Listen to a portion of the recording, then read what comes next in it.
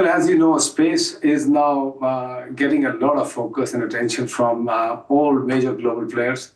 Thankfully, India is one of the major space actors in the world. In fact, when I was invited to the Downing Street to take OneWeb out of Chapter 11, the then Prime Minister Boris Johnson made a remark that India is truly a first-rate space nation. And, we do our own launches. India manufactures its own satellites.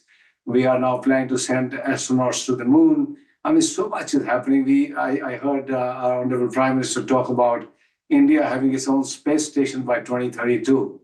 And what we did with the lunar landing just a few months back was a historic achievement and the lowest cost by any nation in the world. So India has something very special. And I think OneWeb, from that point of view, is an India-led British-partnered consortium, which, by the way, also has now the French government as a participant. It covers the entire globe. My industry, mobile industry, has not been able to cover the last 2.5 billion people on the internet. There are lots of dark areas, deserts, mountains, forests, oceans, in the skies. There are lots of places where you don't get connectivity. And what a LEO constellation does is precisely that. You can raise your hand anywhere in the world and you can be connected. It is the power of a LEO constellation. Starlink is a formidable competitor. In fact, they have a lead. They are ahead in the race. They have put in many more satellites and they have a large market presence already.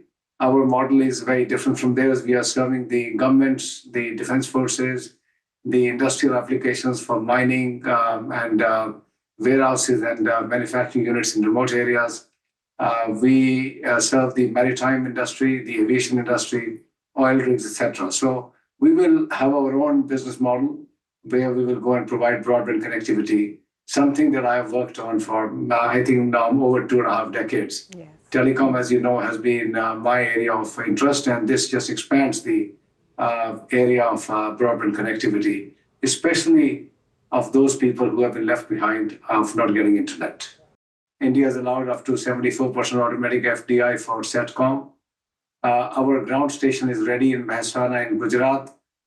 We are just now awaiting allocation of spectrum to start our work. I hope the government can take the next step of assigning the spectrum so that services can be launched at the fastest possible time frame, especially start serving the remote areas up in the upper regions of Himalayas, deep in the Rajasthan deserts and many other places.